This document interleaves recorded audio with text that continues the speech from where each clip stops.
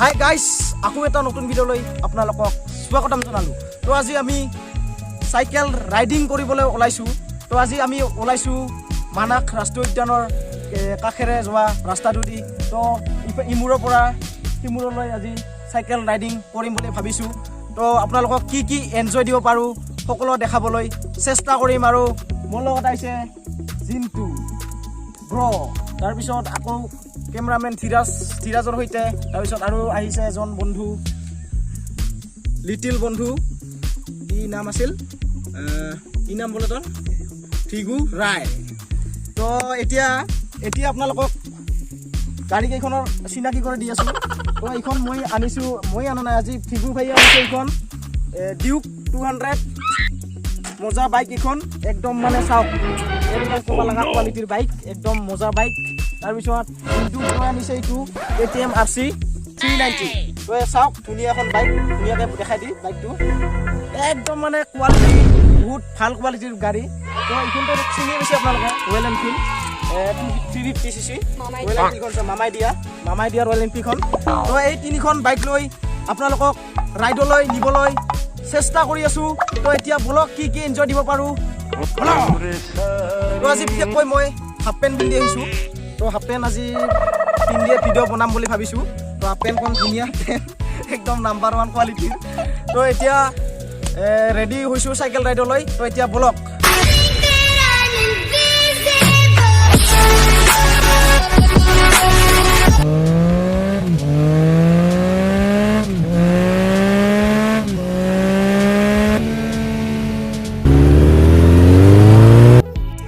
তো আমি বিশেষকৈ আজি মাস্ক পিন্ধি অহা নাই। তো আপোনালোকেতো গমেই পায় নেচাৰেল ঠাইত আৰু কি মাস্ক পিন্ধিম।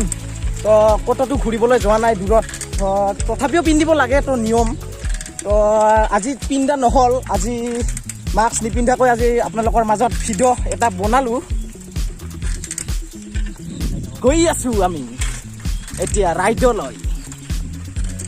তো আমি আহি এনেকুৱা এটা লাইনত মজা এটা জখলা পালোঁ। জখলা নহয়, এইটো ডিউটি কৰা বুলি কয়। এইটো ডিউটি মানে ডিউটি এটা এজনে ইয়াতে ওপৰত উঠি কিনে, তো ইয়াৰ ওপৰত উঠি কিনে ডিউটি কৰে। কিবা আহিছে নেকি, তো ইয়াতে উঠি ডিউটি কৰে। তো ইয়াতে এবাৰ উঠিবলৈ চেষ্টা কৰিম। তো এতিয়া বলক, এতিয়া ইয়াতে উঠিবলৈ কি কৰিম। তো এতিয়া চিন্তু ব্ৰ প্ৰথমতে উঠিব, তাৰপিছত মই উঠিম। তো বলক এতিয়া চাওঁ উঠিব পাৰোঁ না নাই। তো এতিয়া জিন্তু ব্ৰ উঠি আছে, এতিয়া উঠি আছে জিন্তু ব্ৰ উঠি আছে, একদম মজাকে উঠি আছে। উঠিল একদম ওপৰৰ পিনে উঠি চাই আছে বঢ়িয়াকৈ, ধুনীয়াকৈ চাই আছে, ধুনীয়াকৈ চাই আছে। চাওক একদম মানে ওপৰকৈ উঠিল। তো এতিয়া মই উঠিবলৈ চেষ্টা কৰিম বিন্দাছ। চাওক উঠিছে।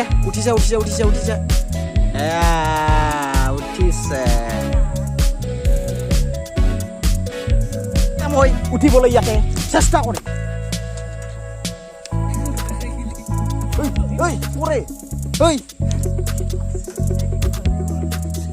তো ইয়াৰ ওপৰত আমি উঠিলোঁ। তো উঠি এনেকুৱা ভিউ আমি এটা পালোঁ। তো মজা লাগিছে ইয়াতে উঠি বিন্দাছ। এতিয়া সেইফাললৈ ৰাইড কৰিবলৈ যাম। তো লাইনৰ কি পৰিৱেশ আছে সকলো দেখাবলৈ চেষ্টা কৰিম। তো এতিয়া বলক। তো গাইজ এতিয়া আমাৰ ৰাইড ষ্টাৰ্ট হ'ল। তো এতিয়া আমি যাবলৈ ওলালোঁ। তো এতিয়া আমি এনেকুৱাকৈ এইফালে যাম। তো এইফালে আজি কি আছে, তো ৰাস্তাৰ কিনাৰত গোটেইখিনি বস্তু আপোনালোকক দেখাবলৈ চেষ্টা কৰিম। তো বলক মোৰ লগত একলগত। মনটো আজি ইমান ভাল নহয়, তথাপিও আপোনালোকৰ মাজত এইটো ভিডিঅ' আনিম বুলি মই ভাবিলোঁ। তাৰ কাৰণে এটি ব্লগ বনাবলৈ আহিলোঁ। তো এয়া চাওক ধুনীয়া এটা ৰাস্তা। তো এইখন হৈছে মানাস নেশ্যনেল পাৰ্ক। তো মানাস নেশ্যনেল পাৰ্কৰ সন্মুখেদি এনেকুৱা এটা সৰুকৈ ৰাস্তা আছে। তো এইটো ৰাস্তাইদি বহুত দূৰলৈকে যাব পাৰি। তো আজি তেনেকুৱা যোৱা নহ'ব, আজি বেলাও গৈছে। তো যিখিনি পাৰোঁ, যিমান দূৰলৈকে পাৰোঁ, 6, 7, 8 যিখিনি পাৰোঁ তো যাবলৈ চেষ্টা কৰোঁ। আৰু গোটেইখিনি বস্তু আপোনালোকক এক্সপ্ল'ৰ কৰি দেখাবলৈ চেষ্টাও কৰিম। তো বলক এতিয়া চাই থাকোঁ ক'ত কি পাওঁ, ক'ত কি নাপাওঁ, গোটেইখিনি বস্তু ডিটেইলছ এভৰিথিং দিবলৈ চেষ্টা কৰিম। তো বলক। আমি মানাস ৰাষ্ট্ৰীয় উদ্যানৰ কাষেৰে এনেকুৱাকৈ গৈ আছোঁ। তো আমি কোনো জোৰ কৰা নাই, ৰাইজে জোৰ কৰিছে, ৰাইজৰ বিপুল দাবীত তো জিন্টু ব্ৰই তো এবাৰ আপোনালোকক চাইকেলৰ আগৰ চেগা দাঙি তো এবাৰ দেখাবলৈ চেষ্টা কৰিব। আমি জোৰ কৰা নাই, ৰাইজে জোৰ কৰিছে। তো জিন্টু তুমি ৰেডি না? তো দেখাব এতিয়া, তো দেখা।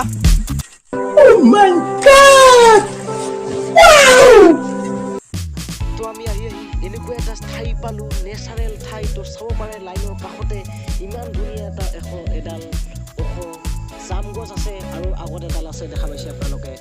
তো দুডালকৈ জাম গছ আছে। তো জাম গছটো একেবাৰে জামবিলাক পকি একেবাৰে কালা কিচকিচা হৈ আছে। তো জিন্টু ব্ৰই এবাৰ খাই আপোনালোকক দেখাবলৈ চেষ্টা কৰিব। তো তাৰ ওচৰৰ পিনে আমি গৈ আছোঁ এতিয়া। তো জিন্টু কেনেকৈ আপোনালোকক খাৱা দেখাব, তাকেই দেখাবলৈ আপোনালোকক গৈ আছোঁ। তো এয়া জিন্টু ব্ৰ, এয়া খাই দেখাব এইবাৰ জামটো ঘূৰালে। মজা।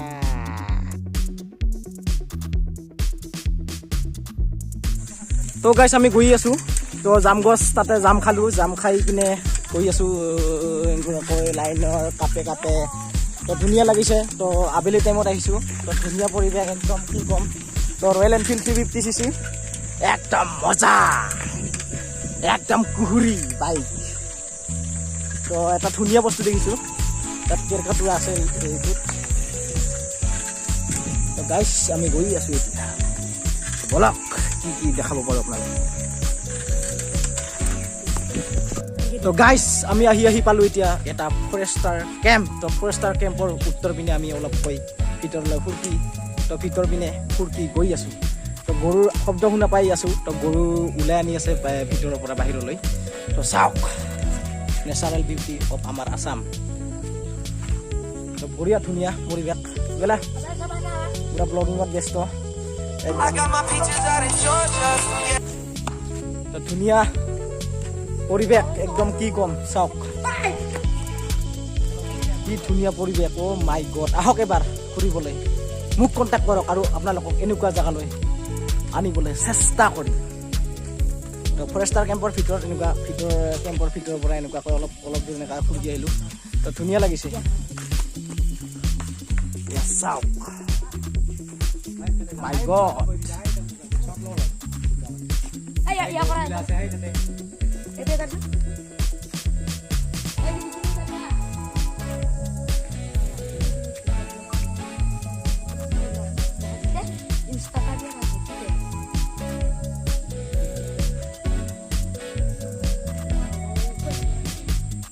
গাইছ তো ভিতৰ পিনৰ পৰা গৰু এজন জেঠুৱে খেদি লৈ আহিল।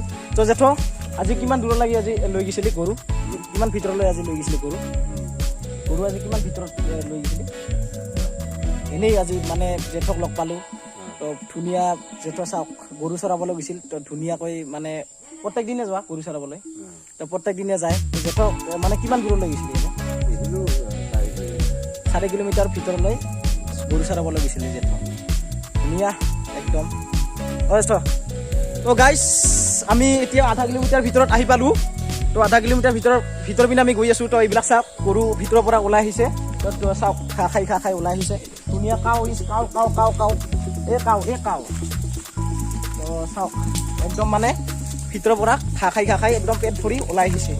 তো জেঠক লগ পালোঁ, ভাল লাগিল তেওঁক লগ পাই। তো 2 এষাৰ ক'লে। তো বহুত ভাল লাগিছে মোৰ। তো আজি প্ৰায় সন্ধিয়া হ'লে।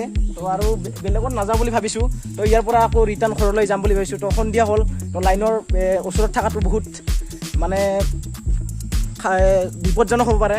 তো যেতিয়া তেতিয়া হাতী ওলাই আহে। তো ইয়াতে তো এয়াই line Manas national park. Manas national park আমাৰ ওচৰতে হয়, একদম ওচৰতে হয়। 1 কিলোমিটাৰ বা 1 কিলোমিটাৰ অলপ কম হয়। 1 কিলোমিটাৰ অলপ কমকৈ আহিলে উত্তৰ পিনে তো আমাৰ মানাস নেশ্যনেল পাৰ্ক পোৱা যায়।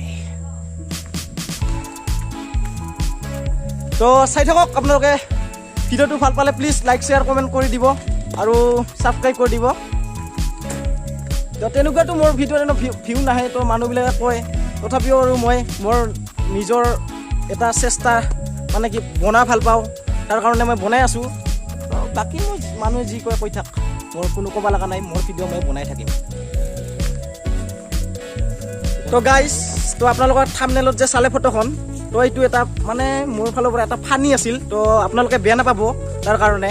তো মই ফানি হিচাপে দি দিলোঁ ফটোখন, তো তাৰ কাৰণে গাইজ একো বেয়া নাপাব। তো এয়া চাওক মানাস নেশ্যনেল পাৰ্ক, আমাৰ অসম, সুন্দৰ অসম, সেউজীয়া অসম, নেচাৰেল অসম, ধুনীয়া জয়াই অসম, একদম মানে কুহুৰি, একদম কি কুহুৰি একদম কুহুৰি।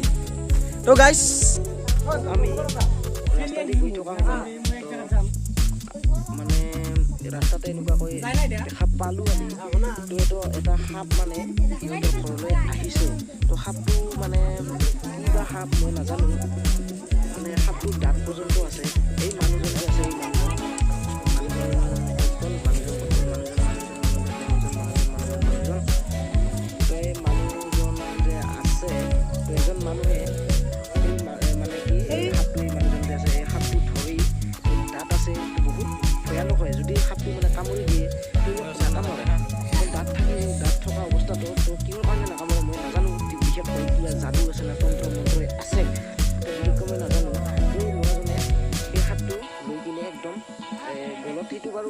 এই ভিডিঅ' কৰা নহ'ল। তো সেইটো ফাৰ্ষ্ট ল'লে বোলে, তাৰপিছত মই এনেকুৱাকৈ অলপ এনেই হাতত লৈ কিনে আপোনালোকক দেখাবলৈ তো ক'লোঁ। তো এয়া চাব পাৰে ফুটেজটো, চাওক একদম হাতেৰে ধৰি কিনে তেওঁ সাপটো ওলাই আছে। এইটো কিন্তু দাঁত পেলোৱা নহয়, এইটো মানে ধৰা মানে কি পোহা সাপ নহয়, এইটো ডাইৰেক্ট জংঘলৰ পৰা অহা সাপ। চাওক কেনেকুৱাকৈ লৈছে, চাওক আপোনালোকে চাওক। আপোনালোকেতো দেখাই পালে। তো ইফালেদি মানে গাঁৱৰ ৰাস্তা দি আহি থাকোঁতে মানে ইয়াতে এনেকুৱা দেখা পালোঁ। তো কেনেকুৱা ডেঞ্জাৰ, একদম সাপটোৰ মানে মাথাত এনেকুৱা মানে সাপটোৰ পৰা মানে দাঁতটো ওলাই নাই, তেনেকুৱাকৈ মানে গলত লয়। একদম মানে কিবা আছে, কি যাদু আছে নেকি নাজানো, তো বিশেষকৈ তো বহুত ডেঞ্জাৰ আছে।